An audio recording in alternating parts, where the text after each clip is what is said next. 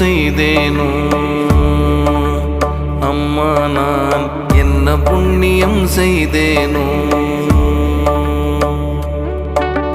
மன்னர் நாதர் அம்பலவர் வந்தார் வந்தார் என்று திரு சின்னநாதம் என்னிரண்டு செவிகளினுள் சொல்கின்றதே. என்ன புண்ணியம்